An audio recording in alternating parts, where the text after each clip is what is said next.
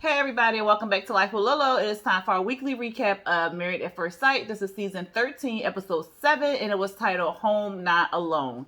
Alright, y'all, real quick, if y'all are not subscribed to my channel, please go ahead and hit that thumbs up button. Hit that subscribe button along with the notification bell to be notified when I drop new videos.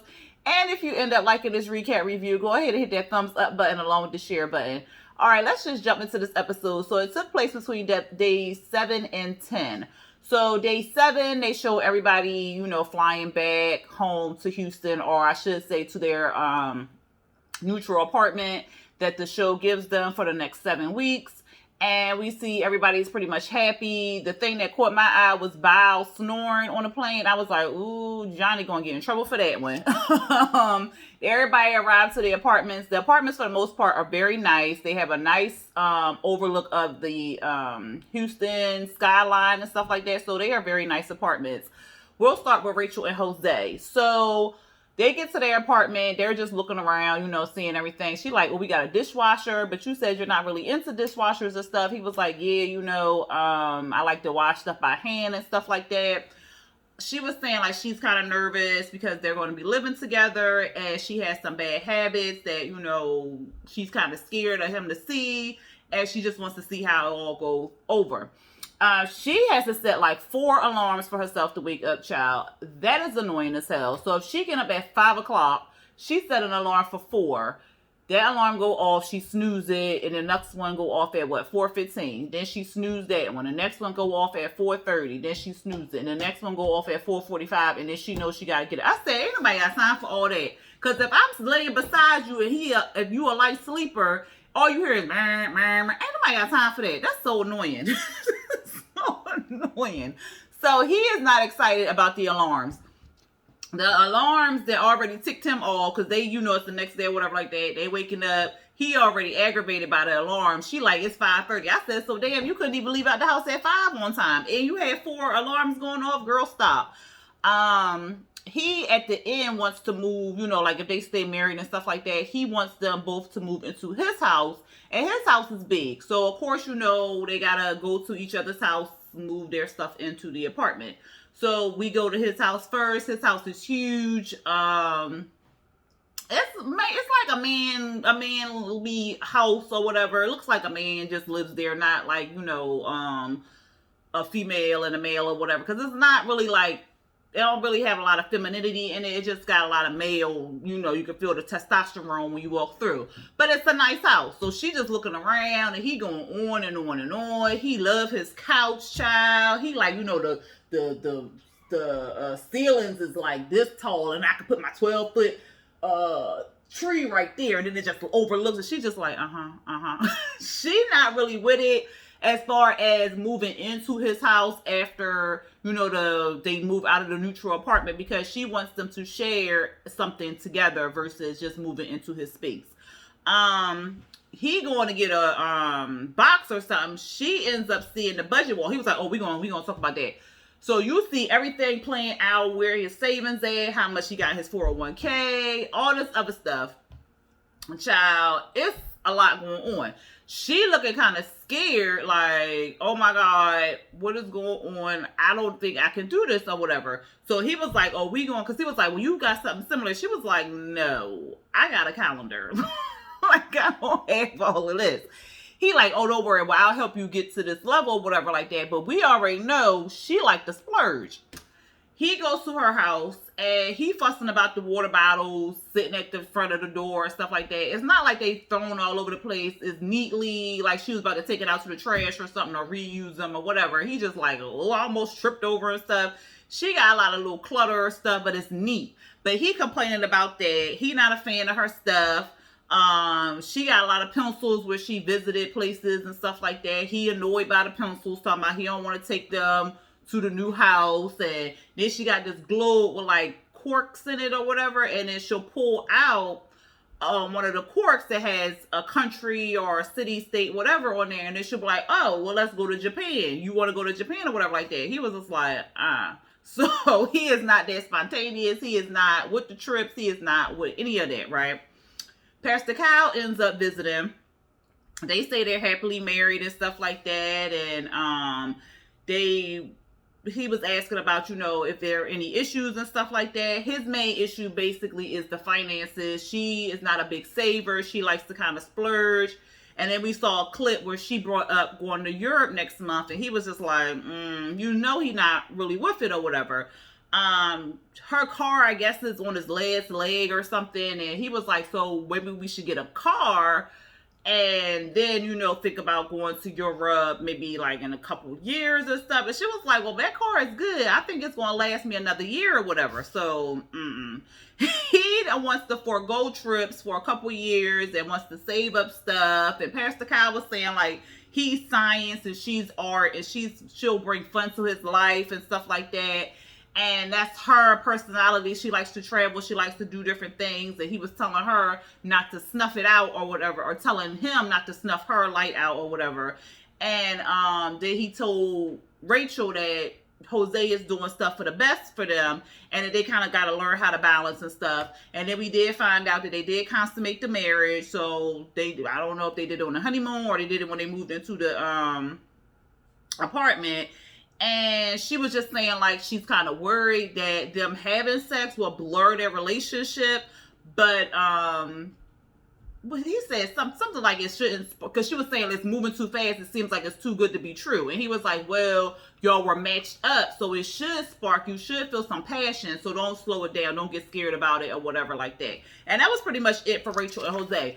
I don't know too much. I don't really think they're going to make it because of the whole finance thing, and she likes to splurge, and if he don't allow her to, take trips and stuff like that, that may cut off her, that might just, slow her down and stunt her growth and, whatever. So I don't think they're gonna make it, child, because he is a stickler with them finances, and it's like, I ain't budging, okay? 1 second, y'all, be right back. All right, y'all. Sorry about that. Something wrong with my cat eye, so we was calling the vet hospital and all that other stuff. But anyway, back to the review. So Gil and Merla. So he had to carry her over the threshold, child, like he did on their honeymoon. Shit. Oh, didn't he do that when they went to the waiting room? When they went to the suite, he did that at the suite too. So she don't like it, but she like it's cute, but we ain't gotta keep doing it. But he tells us it's cute, and he gonna keep doing it because it's like a tradition. So I'm like, y'all need to talk. He was saying like this is where the magic happens or something like that, and she was like, yeah, no, slow down, buddy. This ain't where the magic happens. We still strangers. I said, dang, not still strangers. But she likes the apartment that they moving into. So I was like, oh, that's a big thing. And he was just like, yeah, good. I'm glad she do like the apartment because she's so, bougie and so stuck up that, she might not have liked the apartment, but she liked it. She goes to her apartment. She shows her around. She shows him around and stuff like that. She got a lot of Ciroc. I said she likes Ciroc, child. She could advertise for Diddy because she had a lot of Ciroc bottles, child. He went over to her room. I think this is her room. And it was like all her pictures and stuff like that, or her travels and stuff. He was like, oh, well, what's these pictures? She was like, oh, that's when I like to travel and stuff like that. And I like taking pictures. He was like, oh, you love yourself. I was like, well, who don't? I mean, like, some people don't. But he said it like it was a dig or something, like it was something negative. Like, why would that be negative that she got pictures of herself in her house? Like, the fuck? Like, don't people usually have pictures of themselves in their home? Like, I understand what Gil's issue was with that. But anyway, he all in her closet, and he asking her like how much, her shoes cost, because she got Louis Vuitton bags, she got Gucci bags, she got Coach bags, she got Lord have mercy, the red bottom bag. She got all them, like she got everybody bag up in that closet, child. It looked like a high-end mall. So he like, well, how much these red bottoms cost you? How much this Louis cost you? How much this cost you, or whatever like that? And she like, I don't know, like maybe like $600, or maybe those cost me $1,000. So he was like, oh wow. So how often do you buy or shop like this? And she was like, well, maybe like 2 to 3 times a year. And he was like, oh, okay. And he was saying to us, like, he wants to put that money towards like real estate and doing other things. And then if they marry, that money has to come. That money can't just go to clothes and shoes and all the other stuff. It gotta go to them first or whatever. And then she said something, and he was like, oh yeah, it must be nice. I said, you hating a little bit because she making money? Like, she makes way more than you. She can afford that lifestyle. So I don't understand what his child. Gil gets on my nerves too. They both get on my nerves equally. So soon as she come into his apartment, it's water on the floor. So she like, oh, he drools, talking about the dog. The dog must drool and stuff like that. He was like, well, you know, he drooled a little bit, but I don't know what that was or what the water was or whatever. She like, oh, it smell like dog. And he was like, well, the dog get a bath weekly. She was like, oh, so we not gonna be smelling the dog? He was like, no. So he like go over there and say hi to Hype, you know, introduce yourself to the dog and stuff like that. She like, like, I'm like, girl, like, why? Just why? So he ends up hugging the dog and like making kissy noises towards the dog. And I guess the dog licked him and stuff. She was like, oh, you kiss your dog? He was like, I mean, yeah, but no, he kisses me, but not on the lips and nothing like that. I don't get down like that. And so she was like, so me kissing him is getting pushed further and further down the line. I said, girl, you want to go kiss this man if he ain't had no dog, okay? Pastor Kyle come to visit, and Gil was saying like they like to joke around with each other and stuff like that, but they really need to, you know, start having serious conversations. They say that they talked about finances, but not really talked about finances. It was more so talked about it to see how much she's spending.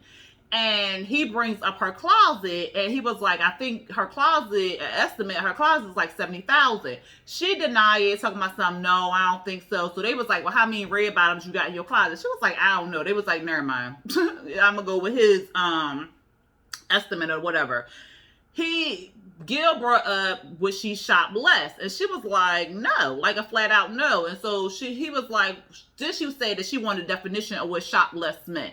And he was like, you know, just shopping less, like putting more into the house, putting more into the family and stuff. And she said she already saves money up. So why can't she just spend like $1,000 here or $1,000 here, there? What's wrong with that if she already saves? And I'm like, exactly. Like, she already saves up money. I think she said she made like 6 figures, okay? She made it 6 figures. She by herself, or she was by herself. She already know how to save up money, and she know how to spend money as well. So if she's saving a nice little nest egg and she able to still spend the money, what is the problem? So all she got to do is they would add that money together, and then, or not maybe add that money together, maybe add bill money or something like that, and then have your own special money. But however they do it, if she's still able to save up money and put it to the side, what is the problem with her spending up the money? Yeah, granted, if she want to go buy like some real expensive like shoes or something like that, and then she be like, you know what, baby, I saw these shoes, I do got the money for it, so I just wanted to, you know, talk it out with you, yada, yada, yada. Or just spend the money. Like, but if she got it, and she's saving, and she not taking nothing out the household, what's the problem? I just don't understand. Maybe the problem is he can't do that, so he upset that she can. Maybe that's what it is. I don't know. Y'all let me know. Then Dr. Kyle brings up, I'm gonna say Dr. Kyle, Pastor Kyle brings up, is there any sexual chemistry between the two? And he brought up, you know, like, is y'all kissing and stuff? And this man still ain't getting no kiss on the lips. All he doing is getting cheek kisses. And then he says that he's sexually attracted to her, and he thinks that she is too. I say, no, you shouldn't have to think that. Like, you should already know. Like, they touching and stuff like that, but it ain't nothing deep. It's just like she holding his hand or something like that. That ain't real affectionate. And then he asked her, like, or what if we get to the end and you still ain't kissed me? Is that a possibility? And she said, it's a possibility. So I said, girl, like, what? And then he was like, well, if that's the case, when it gets down to decision day, I'm gonna go with a divorce or whatever. Because, like, if you're not kissing me, then do you really want to be with me? And I'm with that too, because she's saying like kissing is intimate. Yeah, it's intimate. This your husband. You can't kiss him. Like that tell me that you don't really want to get intimate with him. Like, that tell me that you not really like him like that, and you don't really got no chemistry with him. If you can't even kiss him, and you said intimacy to you is kissing. So make it make sense, Mirla. Both of them getting on my nerves, and I do not think they're gonna last. What y'all think? Brent and Ryan, So Ryan is really excited to be with Brent. He like her some her. Like he like him some her. Okay. But they, thinking about real life and stuff, especially Brett. She kind of overthinking this stuff, and she said is, it might be weird that she has to consider him, and it's just not one person, it's two people now and stuff. They go to her place first. Baxter, the little doggy, he loved him some Ryan because he was just all playing with Ryan and stuff. So that was fine. He likes her place. And he tells us that he hasn't lived with somebody in 15 years. So it's going to be a little, warming up to do and stuff like that. She gets to his place and she calls him up and, so he can bring out his dog so the two dogs can meet. Macy is his dog. Baxter is her dog. So her dog was sitting in the car looking at her playing with Baxter and stuff. And he was just, that dog was looking like, who the hell is this other dog? And my mommy touching this dog. I said, maybe she shouldn't have been touching that other dog before they met. Because that dog, Baxter was real territorial. But she let Baxter out the car. And at first it seemed like they was getting along, like they was kissing and rubbing noses and stuff like that. But then, child, something happened. And I don't know what the hell happened, but Baxter was like, like I think the dog got too close to her or something, got too close to Brett. And then Baxter started going off, so they was like, all right, we're gonna just put him back in the car. So Ryan was basically like, he wanted Brett to stop worrying so much, like it's gonna be okay, like stop overthinking and worrying too much. They go to his house, and his house is very manly and stuff. Again, he lives by himself, so it's very manly, a lot of brown. Child, it's a dead deer on the wall. She like, oh my God, you killed that, I cannot. And she like, just as long as you don't put Baxter on the wall or whatever. So it was real cute. Pastor Kyle visits and stuff, and they say they both get along very well. They have not had sex yet. She's worried that, she won't fit in with the country lifestyle. Stuff that she had already told us. But he said that he gonna get her used to that country lifestyle because that's, what he's about. What else? Their differences are not all that bad, but, they have some that they have to kind of, shift through. And one of them is basically like, he country, he kills stuff, and she not, and she don't. So, like I said, they have not had sex, but they are real touchy-feely, and they do kiss and stuff like that. She says that she's happy. She tells Ryan that she's crushing on him. But he says that, they haven't had sex, and then Pastor Kyle said, like, are y'all okay with that? She said that she was okay with it, and he said it was moving slower than what he anticipated, but he's okay with it. What else happened, child? And then he said that he wasn't in love with her yet, and he just has like a strong like for her. So it was real cute. I don't know. Sometimes I think they're gonna make it, and then sometimes I don't think they're gonna make it, because I think Brett overthinks too much, and like she might self-sabotage. But then there's something about Ryan that's kind of like, what you got up your sleeve type thing. So I don't know. I'm still on the fence with them too. Bao and Johnny, they ain't gonna make it. They ain't gonna make it. Oh God, they get to the apartment, Bao complaining, child. It ain't no ice machine in the fridge. What happened to something about, it was electric stove. She don't like cooking on electric stove. The stove don't vent out or something. Child, she was just complaining. He was like, well, she'd be taking out all the fun and everything. He doesn't really have any real issues about bedtime or whatever. However, he wants his mate to shower before, bed. She said she ain't gonna do it. I said, girl, it's just a little quick shower, like, whatever. He having some major concerns and doubts and stuff like that, and he feels like every time they have a conversation, it's an argument or whatever. So they sit down to eat, and he tells her, like, after this dinner, because, this is all cute and everything, but I'm gonna go home after this. So I said, go home? What? So he went back to his place, child, for a couple days, because he said he needed to get his life right. He needed to reset and relate. You know what I'm saying? He said that the honeymoon was very draining, and he was just tired. So he needs to go back home, think about everything, and like cool off, because right now he really having issues saying if he gonna commit to the relationship or not. So I said, ooh, child.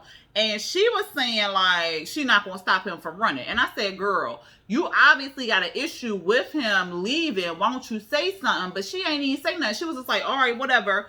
But she did say that she hope it's not going to be an ongoing thing. But I don't remember if she said that to us or she said that to him. But he did leave because he said he needed to reset his mind. And I was like, Bow being real passive. And I don't really kind of like that. He did end up staying at his place for a couple days, child. And he came back and said that, he feeling a little bit better. So she was saying, like, she feels like she the emotional, mature person in a relationship. And, if the person really wants to be in that relationship, they're going to make it happen. He came back with some Thai food or whatever. And he said that them being at distance was real refreshing and what he needed and stuff. And he said that he figured out that it's all about communication. And he's happy that he was paired with her because she, could communicate and stuff like that. They have, what else? Oh, he was saying like they had disagreements on the honeymoon with no real time to process. And when he thought about it at home, some of the things that they disagreed about really wasn't all that big and whatever like that. So, whatever. So he was saying that they will see like as time go on how they compliment each other and all that other stuff. And then at the end, because they didn't go to each other's place. Did they go to each other's place last, I think? Yeah. But at the end, not at the end, but at the end of that scene, he ended up sleeping with her because he was like, well, do you mind if I sleep in this bed? And so then I was like, well, is it 2 bedrooms? And I guess it was 2 bedrooms. So I'm thinking, why he just ain't going to the other room and kind of reset his mind or whatever? Like, why you had to leave and go to your apartment after 2 days? I mean, for 2 days or a couple days or whatever to reset your mind. Like, you couldn't just be in the other room, quarantine yourself and reset your mind that way. Like, I don't know, but whatever. He did end up visiting her place and he was saying, like, he liked her apartment and he was envisioning himself there saying like, I could see you in the kitchen cooking and me sitting here watching a game or something. Her face was like, the game. I said, girl, why are you worried about this man watching sports? Child, we went to his place. Why he had about 6 of the same color shirt? I said, what the hell? Like, who does that? That's just weird to me, but whatever. I'm gonna mind my business. And then they both figured out that they both had bidets, but he don't want nobody using his bidet or nothing like that. I said, oh, okay. Pastor Kyle came to visit, and what happened, child, when they came to visit? Oh, she did bring up that they knew each other in the past or whatever. I had to remember. I'm sorry. It's been a lot going on. So, she brought up, how they knew each other and stuff like that and how she had a crush on him, but he wasn't paying her no attention because he was into the popular girls and stuff like that. You can tell that it made him uncomfortable.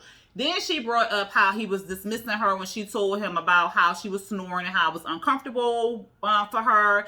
And she felt like, he was rejecting her. And then she feels like she has to initiate everything, like, the touch, the kiss and stuff like that. And I remember Johnny saying, like, he likes his woman to do that. He's not the person that will initiate that. But when she said it, he was kind of like, well, I feel like I do initiate. And I'm like, Johnny, now, you probably don't. Because you had told us that you rarely initiate stuff anyway. So then Pastor Kyle was saying, like, well, is anything bothering you that you feel about her or something like that? He ain't really want to say. But then, after a while, he spit it out. And he was saying, like, when she get giddy or excited about stuff, it's kind of like a little child. And he don't find that real attractive. So it's like, she'll start giggling or she'll be like, oh, come with me. Like baby talk. And people do that. A lot of people, couples do that in relationships and stuff like that. And maybe it's because maybe he just don't like it. He might just not like it. Or maybe it's too soon because they only known each other for a week or whatever like that. So it's kind of like he taken aback by it. But I think if it was something gradual, maybe he would like it or maybe he just don't like it at all. But I know a lot of people who do baby talk. I know when I'm like deep in a relationship, I might do a little baby talk too. I think it's cute. But he don't like it, child. He like you just like a child, and then you looking at me like I want to kiss you, and then you give me the and then I kiss you, and then I just give you like a peck because like it's real childlike to me and it turns me off. So that made her feel like she unattractive, and she feels like, it makes her feel like she can't be herself because that's how she expresses herself in with a romantic partner. And it's like her being vulnerable or whatever. So Pastor Kyle was like, don't change you or whatever. And he was trying to remind Johnny, like, this is a grown ass woman. This is your wife here. She's not a child. Won't you just kind of be, a little bit more relaxed and be giddy? He was looking like, what? So I was like, this is not going to work, child, at all. At all. Because he likes to overthink things, and he likes things to be, you can tell Johnny likes stuff to be real perfect and in a certain way. And if it's not lining up to the way he wants it to line up, he just can't get on board with it. And then she like, well, okay, I'll try to adjust, but if it's not me being me or being lined up in that particular way, then she can't. So it's just like they too like particular and stuff, and it's not gonna work. It's just not gonna work. Michaela and Zach, this was the stupidest damn child. I guess they trying to create drama, but I wasn't here for it. He leaving the resort after 8 days or whatever. And we see her, she packing up to move into the apartment and whatnot. And she says that she misses him and that, she's still, thinking positive and stuff and yada, yada, yada. He ends up calling her and telling her that he was positive on his test. So he had to stay a little bit longer, even though he didn't. He wanted to surprise her, basically. So he surprised her at the door. She was surprised. And she was like, and so they hugged and all this other stuff. She ready for quality time with him. He ready for quality time with her. The dog liked them, so that was good. And then she ended up giving him like this cute little 1-week anniversary gift. That was real nice. They move into their apartments, the neutral apartment together. The dogs meet. The dogs got along. They playing and stuff like that. She said it was her first time moving in with a man, and I think it might be his first time too, moving in with a significant other or whatever like that, because then he said his longest relationship was 6 months or something. So yeah, this is both their first time moving in with somebody. Then they sit down and talk. So they talk about how they will react during an argument or whatever. And so she says, oh, well, I would never leave or whatever. Because he said, well, are you the type that will just leave out during an argument and stuff? She was like, oh, no, I wouldn't leave because that's like emotional abuse to me. Like you just getting up, leaving, walking out, yada, yada, yada, with no resolve. So I wouldn't do that or whatever. So he said he was looking forward to that first fight. And she was like, oh, okay. So then that was it. Child, the next morning, it's 7:15. We see Zach, he up in the morning time or whatever. An hour later, so about 8:15, Michaela, she looking around for Zach or whatever. She walking around. You see the cameras and stuff. So she walking around. She getting mad. She done beat up these Clorox wipes. And I'm like, well, damn, girl, what the wipies do to you? They just doing their job, wiping up stuff. But she done threw that down. She mad and stuff, child. She tells us that when she woke up this morning, Zach was not there. Then she said she texted him. He ain't text her back. He ain't call her back. He ain't leave no sticky note. He ain't do nothing, child. So no call, no nothing.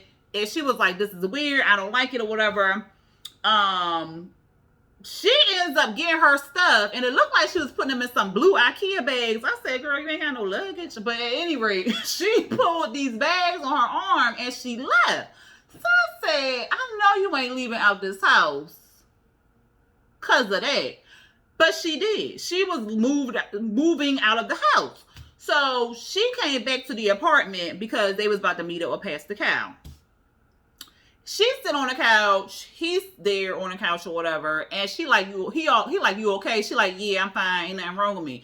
I'm like, obviously something wrong with you. Don't do that. If something wrong with you, say something wrong with you. Don't be all, oh, ain't nothing wrong because you want somebody to ask you what's wrong with you. I'm the type of person, I'm going to ask you one time and you don't tell me, I'm going to leave it alone. I'm not going to sit there and keep asking you over and over again, what's wrong, what's wrong, what's wrong. Because I feel like if you're a grown up and you want to have a conversation with another grown up, you should tell me what the hell is wrong and not that, oh, nothing. Like, But anyway, she finally, because he's sitting there looking all dumb in the face and she all quiet. And so then she finally like, well, you want to know what's wrong? Then he just ask you what was wrong. So then she tell him, well, you had told me you was going to go in the room and lay down with your doggy, put your doggy to sleep. And then you was going to come back into the room with me and stuff like that. Next thing I know, I woke up, you wasn't here. Like, what's going on or whatever? You ain't call me, you ain't text me, you ain't do nothing. And I feel like it was intentional. So he was like, wait, what? So what happened, I ended up falling asleep with the dog. And I don't know if was the dog still in the house or was the dog at his house? Or did he leave his dog at the house? He didn't bring the dog. I don't know where the dog was. But he said he ended up falling asleep with the dog. And by the time he woke up, it was early in the morning. So then he had to get up, take the dog to doggy daycare he left out at 7:15. We saw that on the camera. He had to take the dog to doggy daycare and stuff like that. And then he came back at 9:15 and she was gone.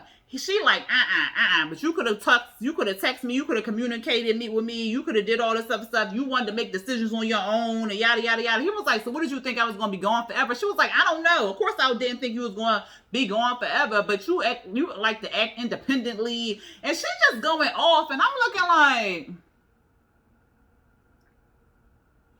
what was the problem? So I see where her problem was. Like, he didn't communicate what was going on. He said he didn't want to wake her up. Okay, she sleep. You could still send her a text message like she said. It's not like the text message was going to wake her up. You could have sent her a text message and said, yo, I fell asleep. I accidentally fell asleep. And I ended up waking up at 7:15. I left out to take the dog to doggy daycare. And I'll be back at 9:15. Boom, done. In the story. Okay, she see it. She gonna be like, oh, dang, I wanted to sleep with you. Yada, yada, yada. But I understand, ish happens. Boom. But he ain't say nothing. So that's a problem. But her going off at the status that she went off and you packing up your stuff and you leaving, that's the issue for me. And that's the issue for him because you had just sat there and said you weren't going to do no stuff like that. But then you went ahead and did some stuff like that. So now you a liar. So, but you want to make it seem like he the liar and that's not even the case. So I didn't even like that. I didn't like that at all. So he was just like, look, I came back to the house at 9:15 and you was gone. Oh, you was the MF and lie. You was the MF and lie. I was not going by 9:15. Boo, it didn't take you that long. It was an hour later. It was 8:15. And then it looked like you had left at like 9 o'clock or something like that. Maybe y'all had just missed each other in the elevator. So it's possible that y'all did miss each other or whatever. And he got back and you was leaving or whatever. That's not that far-fetched. But she claimed that he was lying. But again, he wasn't lying. She was the freaking liar. I don't know. It was no result. Pastor Kyle coming there. It's all weird and awkward. They showing his earpiece. And I said, what? Why he child by? They made it so dramatic. And it was just crazy. And then Pastor Kyle ends up noticing the distance and stuff. And then they both say they had their first real argument. And she said that you set me up with a challenging, dynamic, and strong person, same as me or whatever. And she was like, yeah. So then he was saying like, well, this argument doesn't diminish the fact that I still think you're beautiful. I still think you this. I still think you that. She like she don't believe him. So she looking at him like he lying. So he was like, well, what is the look for? And Pastor Kyle said the same thing. And then I had even wrote down, I said, why is she squinting at him like that? So then she said that her guard is up because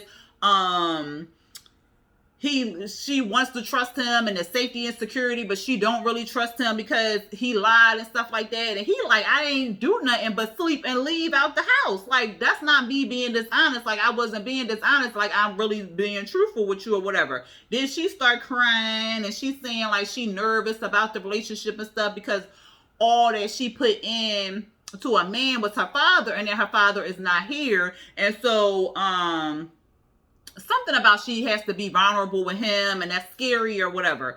And so then Pastor Kyle told, summon Zach to slide over. She gonna like recoil, like she's still thinking he a liar. So then of course Zach pulled away, like, look, I'm not doing this. And so he was saying, like, I'm trying to, go in, but it's like she still feel like I'm being deceitful and stuff like that. And I don't, want to deal with that. It's like the moment is over. And Pastor Kyle, like, the moment is not over. Like, you got to keep going, keep pushing through because this is a marriage and stuff like that. And then she started breaking down because she missed her father and stuff. And she says that she don't want to put too much on Zach.